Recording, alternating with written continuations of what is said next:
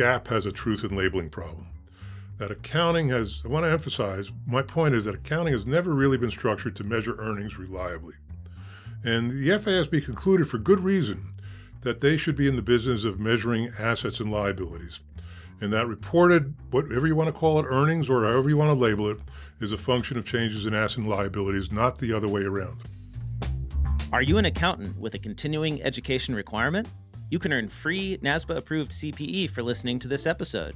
Just visit earmark.app in your web browser, take a short quiz, and get your certificate. Hello, everyone, and welcome back to Earmark. I'm Blake Oliver, CPA, and today I'm joined by Thomas Selling, a leading voice in the world of accounting and financial reporting. Thomas is the author of The Accounting Onion, a blog known for peeling back the layers of complexity in accounting standards to expose their core issues. With a background that spans academia, regulatory work at the SEC, and consulting, Thomas brings a sharp and critical perspective to topics like GAAP's shortcomings, the rise of non-GAAP metrics, and how accounting impacts corporate governance. He's also working on his upcoming book, An Honest Financial Accounting, The Myth and Making It a Reality. Thomas, welcome to the show. Thank you very much, Blake. It's a pleasure to be here. So, your book, it is An Honest Financial Accounting, The Myth and Making It a Reality. What makes current financial accounting dishonest, and what changes could make it more honest? Well, I would say when I think of the term honesty, and by the way, my title is going to be slightly different at this point. I'm going to use the words an accounting reformation, but still honesty still applies. And I think of it in two respects. First of all, generally accepted accounting principles have been set up so that management basically can game them to their own benefit. And that's fundamentally dishonest. Second of all, the standards themselves, I don't believe, are as honest as they could be in terms of measuring what they purport to measure, being consistent and being rigorous. I think the standard setters, in bowing to political pressure, have deviated from these kind of grounded principles. So let's talk about that first point, management gaming the system, or Sure. how does that work? Well, I came here to talk about that in a fair amount of detail, but the I think the fundamental flaw that allows management to game the system is the persistence of historical cost accounting. Historical cost accounting requires, first of all, it's not as relevant as other bases of accounting could be. And it's also amenable to manipulation by management because of all the subjective judgments that can be made and, the timing of the recognition of earnings and essentially the lack of power of auditors to really rein in unreasonable judgments. So what about the historical aspect of accounting makes it easy to manipulate? Well, I don't want to delve into the well-known tropes about historical cost lacking relevance, and and related to your question, I'll focus instead on how historical cost helps management game the numbers. The root of the problem is somewhat esoteric but important. Historical, when we measure an asset, it's understood that when we measure an asset, we're supposed to be measuring a characteristic of that asset or an attribute. If you were to describe yourself, and you only had one number to do it, you would have to choose perhaps your height or your weight. Now, if that number was to help you decide whether or not you'd be a good fit for a basketball team, it might be your height. If that number were to decide whether you'd be a good fit for a football team, it might be your weight. I think conventional wisdom holds that historical cost is an attribute of an asset, and that's why we can use it, when in fact it's really not. It's an attribute of a transaction that acquired an asset, but it's not about the asset itself. The chief accountant who I worked under at the SEC, Walter Schutz, famously said in a speech, "We report a truck as if the cost of the truck is the asset, as opposed to the truck itself. Think about buying a house. If you lived in a house for 10 years, you don't think about the cost of the house as an attribute, but rather you think about how much it would cost you to replace the house if you were to move, or how much you could sell the house for. So it sounds a little bit technical, but it's really important that the FASB puts itself out there as saying we're providing relevant information about the asset, but we're really not. We're providing relevant information about the transaction. There's a few areas where this matters. For example, if you, this is an extreme example, but I think it works for you. Let's say that you are deciding you're an airline corporation and you need to acquire 3 jets, and you go to one of the suppliers and they offer you 2 jets at the regular price, and you get to have the 3rd jet at half price to be delivered 6 months from now. How much did the first jet cost? There's a few ways you could work that out, I guess. That's the point.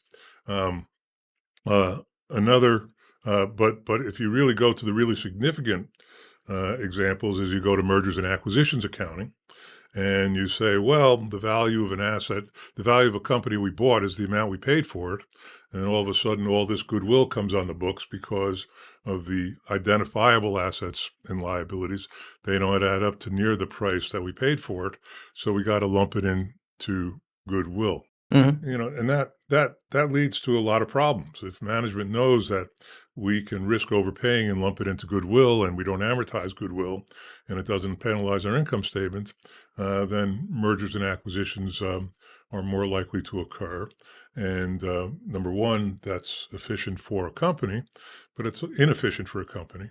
But it's also inefficient for an economy. A lot of disruptions happen. A lot of people get displaced because managers go mergers and acquisitions crazy, and they use accounting to make those M&A transactions look good for them. But the most significant problems with historic costs are measurements that occur subsequent to the date of acquisition. For example, there's the problem of cherry picking, that you can sell the asset that will show the most gain this period because the carrying amount of the asset is this irrelevant historical cost number. That essentially was the heart of the Enron scandal, that Enron had power plants that were doing very well. They've had them for a while. They were depreciated, but Enron needed to juice their numbers. So what they did was they created a fictitious entity with essentially fictitious investors that they essentially sold those power plants to, took the cash, retired debt, recorded the gain, and really levered them very highly, and added a lot more debt in these special purpose entities. They were able to convince the auditors that these were genuine sales, but in fact what happened is that these assets came back to Enron along with the debt, and they couldn't handle the level of debts they had. And very simply, that's essentially how Enron collapsed, and people didn't have warning because all this debt was off the balance sheet, and all their income was being juiced by these sham sales that exploited the anomaly of historical cost accounting. So the bottom line there is that it creates historic costs can create perverse incentives for management to gain the numbers to their benefit. So one example I gave you was cherry picking. The other major example is the issue of asset impairment. The reason why we have impairment standards, and they're very complicated and they take up hundreds, if not thousands of pages of GAAP plus commentary, is because of historic cost accounting. If we were measuring your height or your weight, there is no concept of your height or your weight being impaired. But somehow we have this made up term, impairment, having to do with historic costs being so distortive that we need to make some adjustment to it. Okay. Ironically, it doesn't refer at all to the physical condition of the asset impairment, but it relates to is the ability to recover the cost of the asset through later operations. And the rules here are extremely prosaic and very, very friendly to management. For example, let's just say you have an asset on your books with a carrying amount of $1 million. That's its amortized historic cost. And the future cash flows for that asset is $1,001,001, and that future cash flow of $1,001,001 is going to occur 5 years from now. Under U.S. GAAP, that asset is not impaired because under the convoluted theory of income under historic cost, you are going to have a profit if your expected revenues allow you to recover your historic costs, disregarding time value money, disregarding everything else. But if I change this example and I said that the cash flows were going to be $999,999, in other words, if I reduce the cash flow by $2, I'll have an impairment worth hundreds of thousands of dollars. So there's this razor. How does that work? Well, basically, the impairment test is called a two-step test. The first step is, are there indicators of an impairment? Right. Well, what I mean is, how could a decrease of $2 in the expected future cash flows lead to an impairment of hundreds of thousands of dollars? Because the trigger to measure the impairment is whether or not the expected cash flows are greater than or less than the carrying amount of the asset. Got it. And then when you measure the cash flows, of course, you got to discount the $1 million Right. more or less the present value, and that'll come out to maybe $600,000. Right. So the carrying amount of $1 million with a fair value of $600,000 means you have an impairment loss of $400,000. Okay, so to summarize what you're saying, if I have this right, GAAP is mostly based on historical cost. Right. And it is very distortive. It distorts a lot, is what you're saying, because Number one is it lacks relevance. Number two is it creates opportunities for management to game the numbers. And then, okay, and the gaming of the numbers is because, like, you gave an example of what Enron was doing with the off-balance sheet financing, right? The creating revenue out of nothing, right? Same asset, different entity. Well, how else does that work? Well, in this particular, let's continue my example just a little bit. Okay. The issue may not be that the asset became impaired. The issue may be that management underdepreciated it for a lot of years. So right. part of the game is how many years do you want to depreciate it? Okay, so we have the historic cost. The way you depreciate can really change earnings. Right. You mentioned there's like different ways to measure that historic cost in the first place. What else? Did you have any other examples of that you wanted to share? Well, I've got a lot of examples. They could get pretty technical. So I guess my question then is historic cost is basically like the foundation of the balance sheet. So what is the alternative to that? What else do you measure? Well, I'd love to talk about that. What are the alternatives? Let's briefly think about the alternatives that are out there. If you think about economics, if you've taken a finance course, you know that the value of an asset is the present value of the future cash flows that asset is going to generate. And so one way to measure an asset is at its, quote, economic value.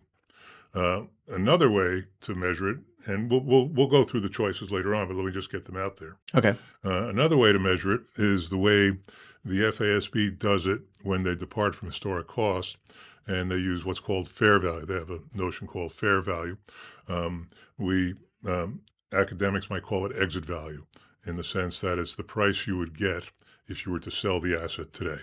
And that could be a fair market value if there's a market for it. We just saw this change with crypto assets. Crypto used to be measured at historic cost. Now we're able to measure it at the fair value. Which I thought was one of the, which is what I thought was one of the silliest I was going to ask you about Band-aids. that, but you said that you were just talking about how historic cost is not ideal. Well, essentially, measuring crypto at fair value is reasonable. The Band-Aid, as I understand it, I haven't looked at this Yeah. in a while, but I remember reading about it when it came out. The FASB took a long time in actually pronouncing how crypto should be valued.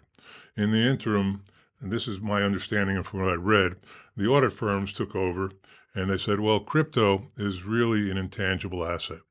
As such, it should be, we should we should make an analogy to other intangible assets like goodwill. And the way we account for those assets is that we account for them at the cost to acquire them, and then they sit there like cream cheese on a bagel on our balance sheet until we dispose of them. So even though crypto is used in exchanges, purportedly just like cash is, the firms, in order to satisfy their clients, for a while, made this analogy to allow crypto to just sit there like cream cheese on a bagel instead of be subject to volatility and create volatility in earnings that management didn't want. But now we are creating volatility in earnings because we're marking them to market. We're now showing them at fair value. And this is the part that I don't understand.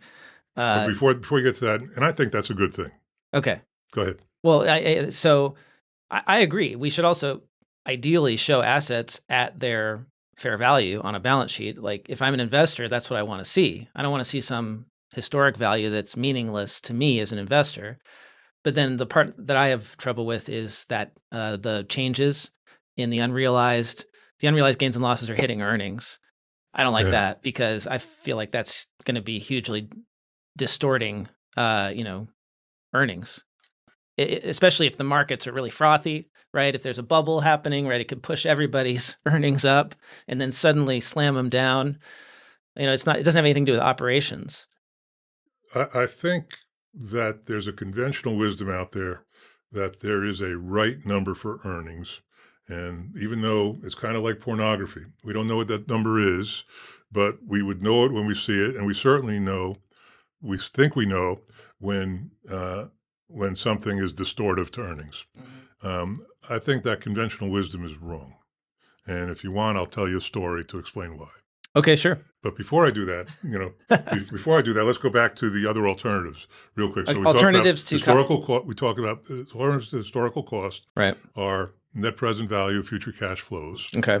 They are fair value, the amount you could sell it for. Right. They are replacement cost, the amount you could replace it for. Mm-hmm. Okay.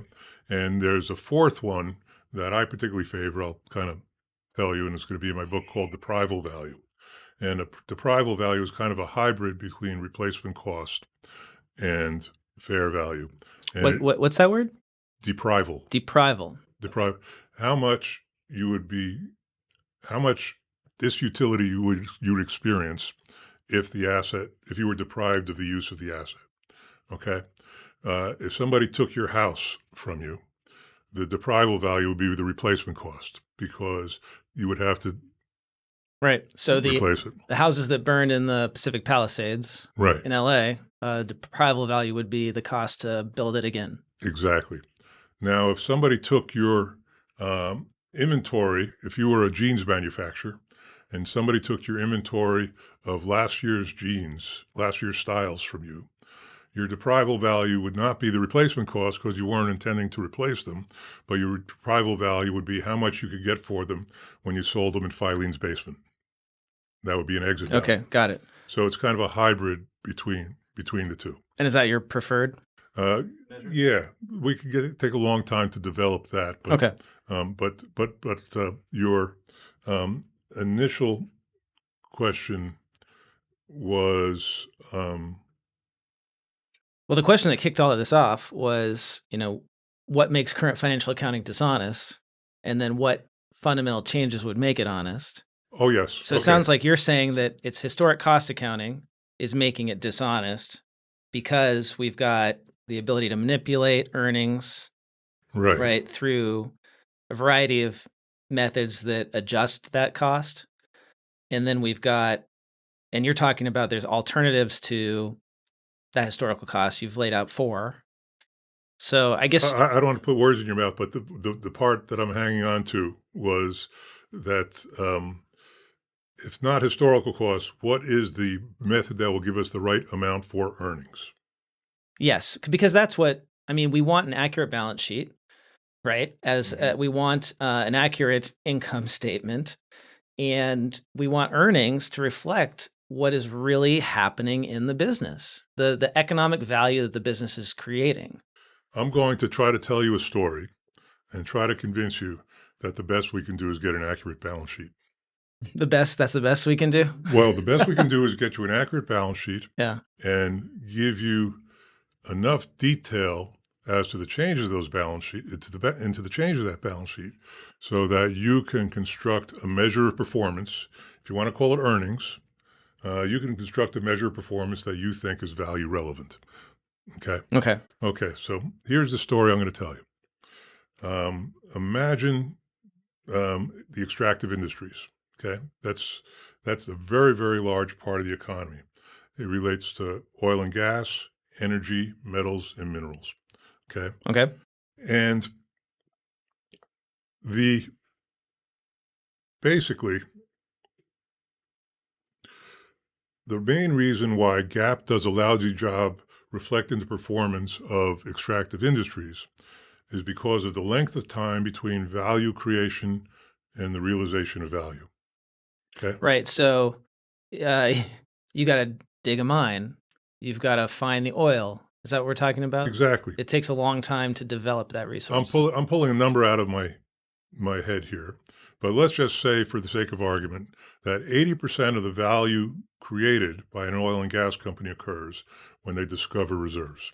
Okay. Okay. Yeah.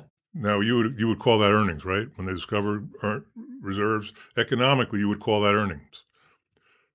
The market would, because there's an 8K file and says we've discovered it.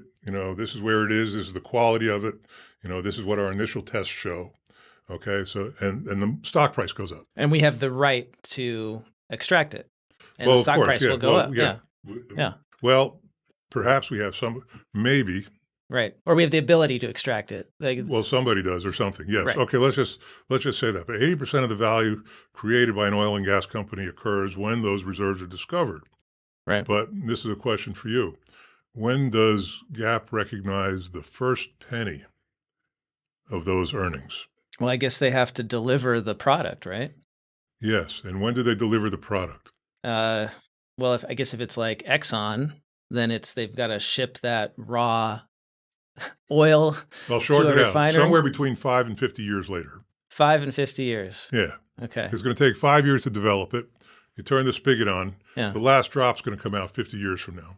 Okay. Right. So the point is that there is a huge disconnect. Oil and gas, minerals, you can talk about lithium, you can talk about copper, you can talk about silver. This is probably the most extreme example of the vast disconnect between a focus on earnings and underlying economics.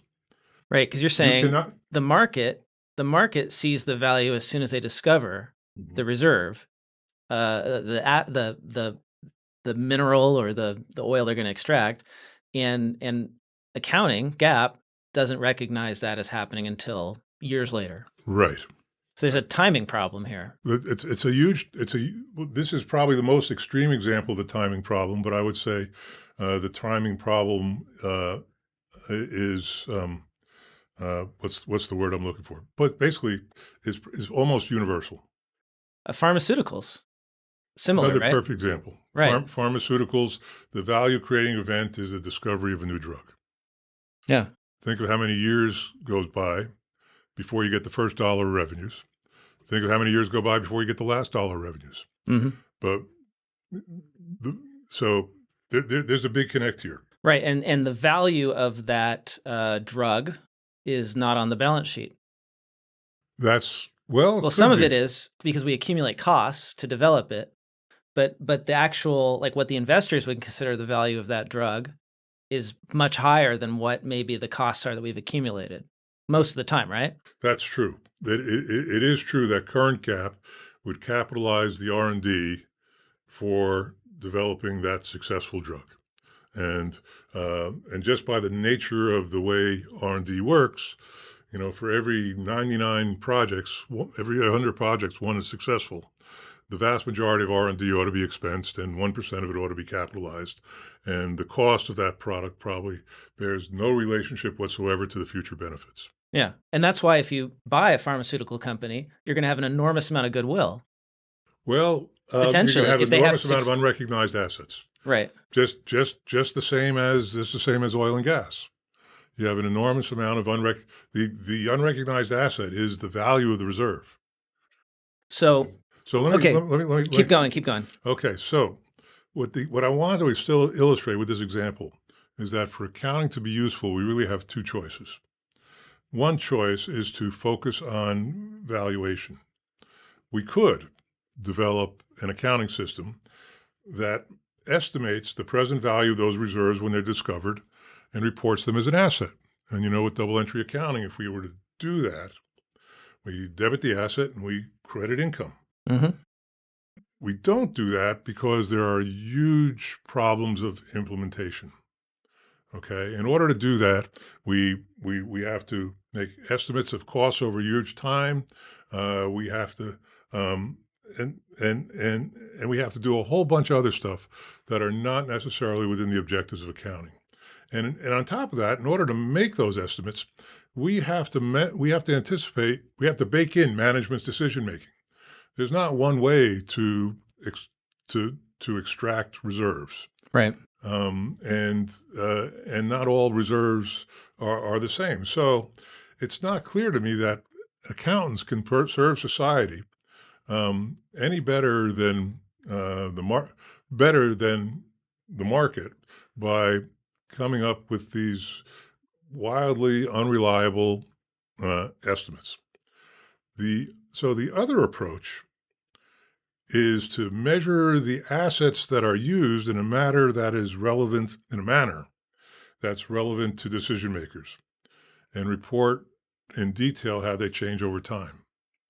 So we can't measure the future value of the assets, but we can measure the cost of the assets in that oil field.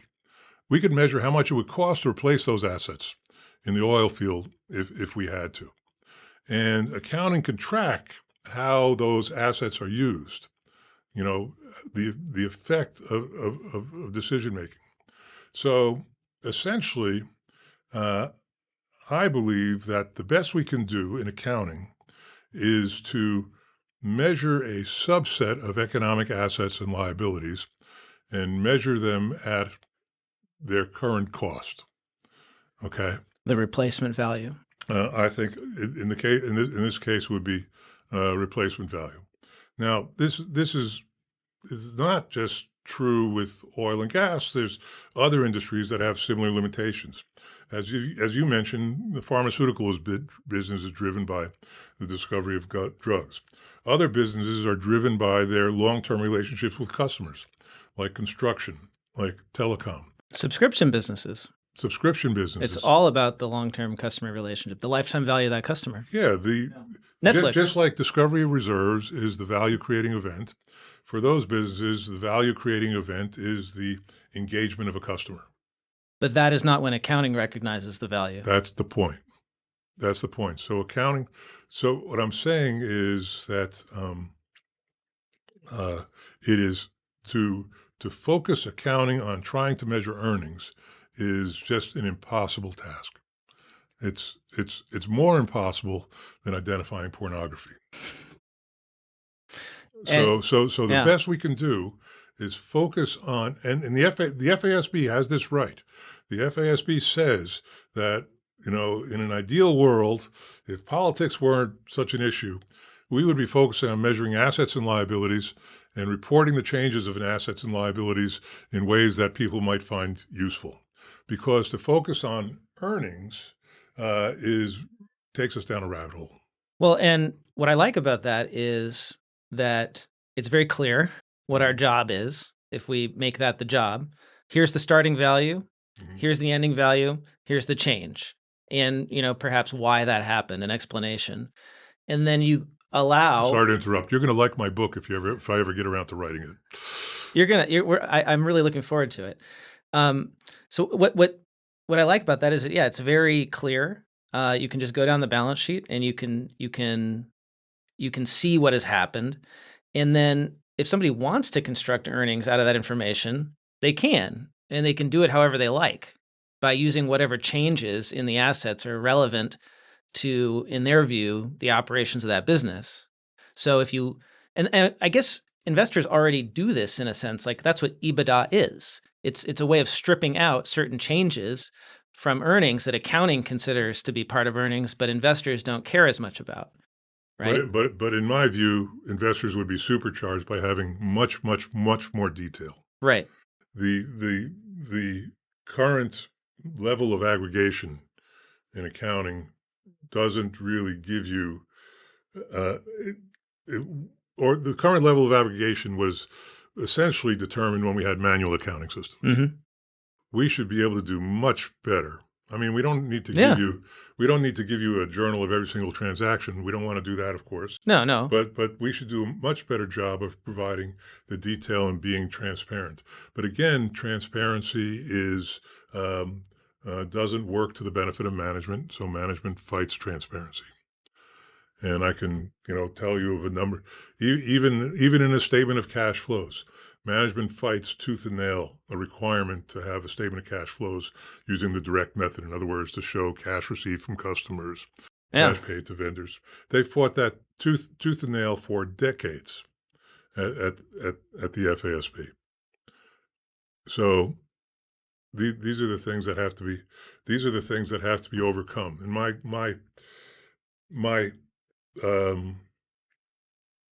my ambition, and this is probably tilting at windmills, is if that I were to provide a comprehensive specification of what's required. In other words, instead of 8,000 pages of GAAP, 1 or 200 words of a description of the kinds of things we've been talking about here, 1 or 200 pages of the kinds of things we've been talking about here, then enough people, I hope, will start to ask, well, why can't we do this instead? So I find this fascinating because, you started with the example of oil and gas, extractive industries, which, I don't have experience with that, but I appreciate the example, and I totally get it.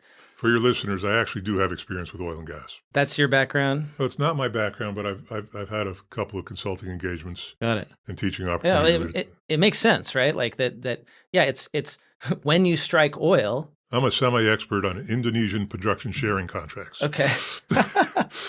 We'll have to do a separate episode about that someday. No, you won't. Yeah, that's right. We won't. I mean, I like that example because I just think of I think of that movie. What's the movie with Daniel Day-Lewis where he's the oil man? Oh, I forget the name. It's based on the Sinclair Lewis book, right? Yeah. Oil. Oh yeah. Anyway, there's I'll remember it in a second, but I'll come clean and say I know of the book. There Will Be Blood. Oh, that one. Yeah. So anyway, There Will Be Blood. One of my favorite movies, and he's an oil man, and it's like when he gets rich, the moment when he gets rich is when he strikes oil. Yes. Right. That's when he gets rich. Like that's the moment in the movie when he knows he's going to make it. So that is the event. That is when the value is created. Is the finding of the oil. Accounting doesn't recognize that. That's right. You have to actually extract it first. It's a non-event. Yeah, it's a non-event. So I love that. But my experience is in, or as we say in accounting, no entry. No entry. My experience is in software, software as a service specifically. When I left public accounting, I went to work for a software company selling subscription software to accounting teams in corporate America.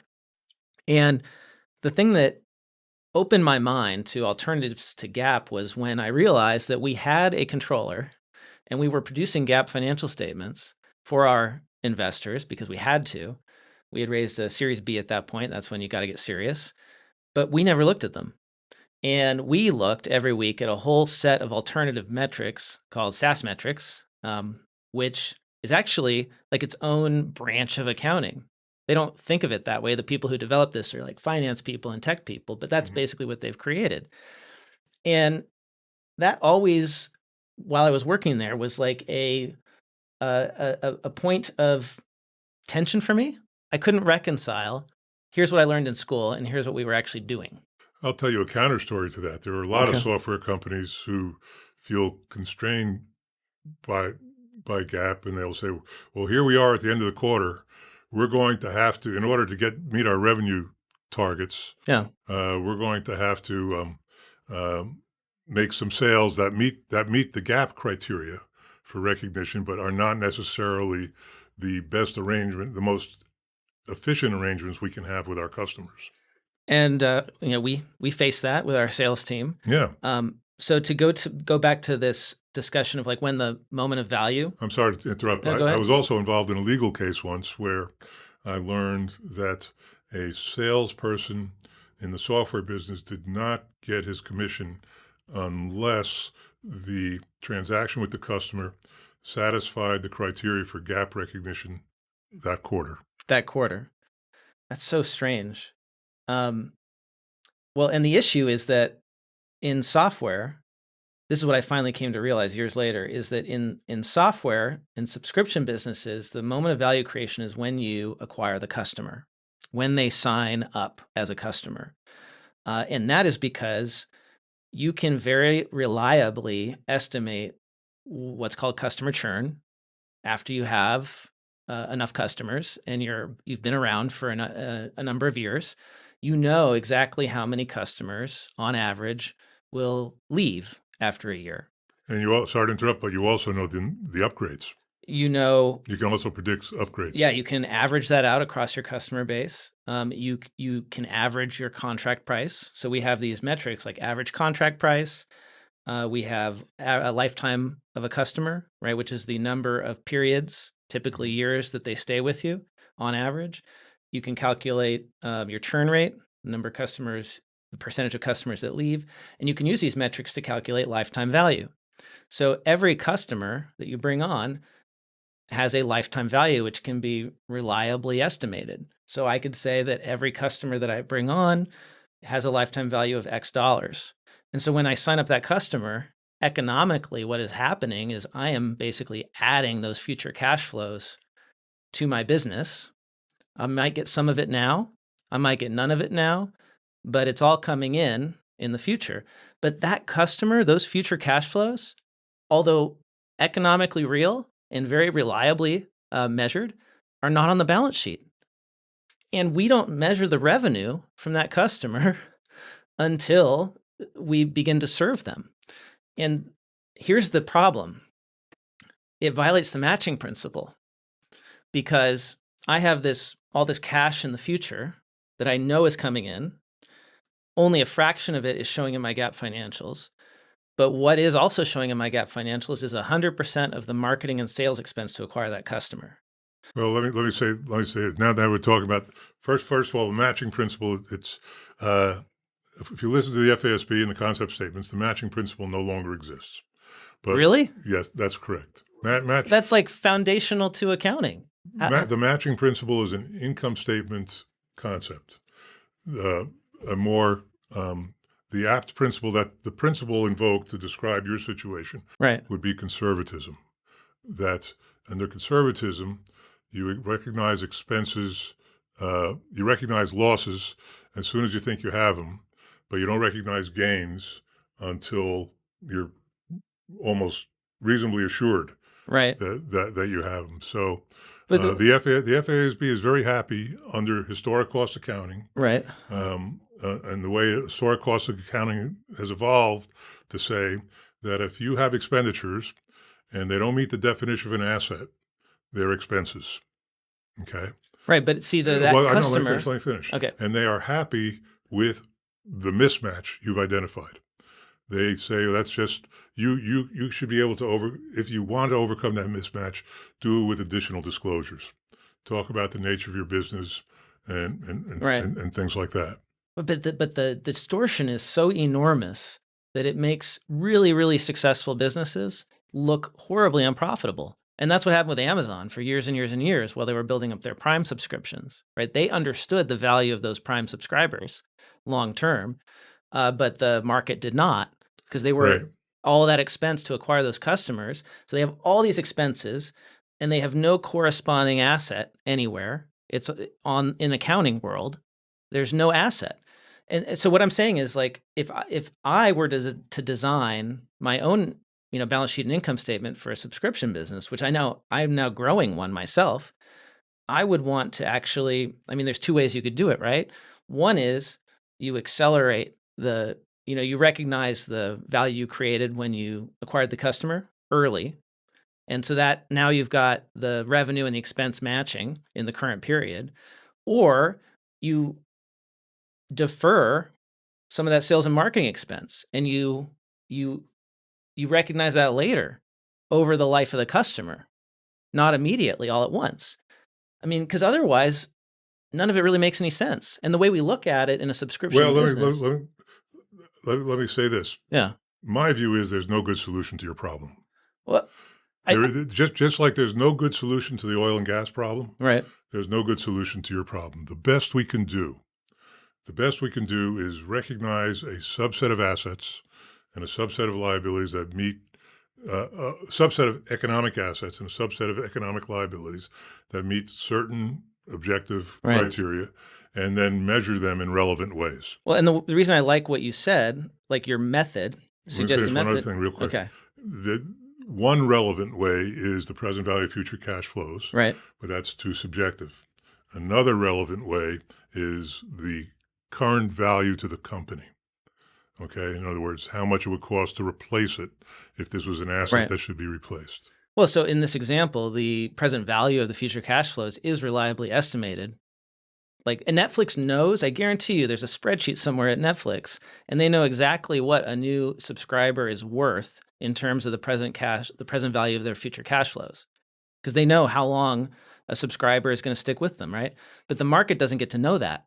Investors don't get to know that. But what I like about your method, where you talk about measuring, the asset at something other than historic cost, and you can compare the change and explain the change, is that I could get all the information I need from that. Like, if we recognized those customers and the future cash flows of those subscribers, if we were allowed to do that, I think we could create more accurate financial statements for subscription businesses. Well, let's distinguish between two types of subscription businesses for a second. One type is a new and growing business, okay? Yeah. And the other is a mature business. For a new and growing business, your model isn't going to work too well because we don't have a lot of data to be as accurate as, say, Amazon. And so we want to ask ourselves, do we want to hang our hat on these kinds of estimates? Can we rely on auditors to push back on these kinds of estimates when they are unreasonable? Well, they won't. That's the problem. Well, that's one of the problems. Now let's talk about the second type of subscription business, and that's the mature one. For the mature one, it kind of doesn't matter because they are more or less at a steady state. Yes, they are incurring a lot of upfront acquisition costs for new customers, but they're also enjoying the back-end revenues from their existing customers. Right. So it kind of balances out. Sort of, unless, well, then there's the third type is you have a legacy like software business that is switching from charging licenses, perpetual licenses, to subscription pricing, which is what Adobe went through. And they took a huge hit to their earnings because of that switch. Well, and that's because GAAP doesn't. But again, those kinds of switches are disruptive, and you're asking accountants and auditors to predict the future in disruptive situations. Okay, so and I'm not so sure accounting is appropriate for that. Well, so I agree that the problem with trying to put the value of the customers on the balance sheet is the estimates, right? Because estimates are easy to manipulate. So you want to reduce the amount of estimates that are present in the value on the balance sheet. Well, right? No. First of all, I need to tell you that my approach to base earnings on to base assets on deprivable value. Yeah. That requires a lot of estimates, more estimates than because you got to estimate replacement costs. Right. Now the question becomes, we haven't talked about it, and I don't think we really should talk about it today, is who makes the estimates? Another perverse thing about our system right now is that it's like the person who's making the estimate is the person who's going to be evaluated by the performance shown in the financial statements. That the estimates, the basis of accounting is that management is responsible for the estimates. The auditors are responsible for determining whether those estimates are reasonable. Yeah, but the auditors do not have the expertise most of the time, a lot of the time, to challenge those estimates. You're right. That's a big problem. I mean, we haven't, we can talk, I suggest that we talk about the problems with the auditing environment later. Yeah. But I'll admit to you that they're restructured, that they're interwoven. That, but if you go to the kind of system where we depart from historic costs, then you have to ask yourself, well, who can appropriate make the estimates of replacement costs or fair value, Yeah. or whatever it would be. The analogy I like to give is imagine you were in college and you're taking a course and your professor said to you, not only are you going to write your paper, you're going to grade your own paper, and you're going to give yourself your own grade. And I'll look at it too, but I'll change the grade only if I think your grade is unreasonable. Would you like that system? I actually had some teachers in school. I don't think it was ever in college, but I had some teachers that did that, and I hated the way it made me feel. Well, it's because it's perverse. It's perverse for a lot of reasons. If you were recruiting accounting students from a system like that, where accounting students got to grade themselves, would you like that system? No, No. But that's the system we have. That's the way corporate governance works. That management gets to grade themselves. They set the estimates. And we know that auditors, first of all, even if they had a lot of power, their power is limited because they can only reject unreasonable estimates. Right. And we also know that, corporate governance is broken because the CEOs pick their friends to be on the board. The outside directors are not as independent as we'd like them to be. But that's the perverse system we operate under. Right. But and that system fits hand in glove with historical costs. So how do you get off of historical cost and not have this problem with estimates? Yeah, I really don't want to talk about that today. All right. Can. We'll save that. I can. I'd love to talk about that another time with you. I know you've, and this is my open invitation to Maureen McNichols. Maureen, I hope you're out there, and I know Blake has talked to you. You're the auditing expert, and I think we could have a fantastic conversation about that question. I'm really looking forward to speaking with Maureen. She is at Stanford, and that'll be great. I'm gonna make sure that she hears this. Good. That'll be a good follow-up. You don't have to make sure she will hear it. She will. Well, Thomas, thank you so much for joining me and embarking on this wide-ranging discussion. Is there anything you'd like to add before we close it out? If you don't mind, I want to quickly summarize just a little bit to tie things together. Real quick. Go for it. If I want to leave your listeners with anything, I want to tell you that GAAP has a truth in labeling problem. That accounting I want to emphasize, my point is that accounting has never really been structured to measure earnings reliably. And the FASB concluded for good reason that they should be in the business of measuring assets and liabilities. And that reported, whatever you want to call it, earnings or however you want to label it, is a function of changes in assets and liabilities, not the other way around. Nevertheless, historical cost measurements have been a gift to management to manipulate earnings. So I'm motivated by my rage at how managers use accounting to steal from shareholders. And my view is that once managers, and the reason why I'm devoted to this, is that once managers can no longer manipulate income, they'll have no economic reason to base their performance on earnings, and that eliminating historical costs is a necessary but not sufficient step to achieve that goal. And that's come out in our conversation. We also need to reform other aspects of measurement and auditing and corporate governance, et cetera. And the choice that we have depends on the role that we envisage for accounting. I believe we need a clear line between the assets recognized in accounting and other economic assets. Focusing on the balance sheet does not mean that financial statements will be less relevant than they are now. I actually think that with the right amount of disaggregation, they'll be far more relevant than they are now. Thomas, thanks so much for joining me. A pleasure, Blake.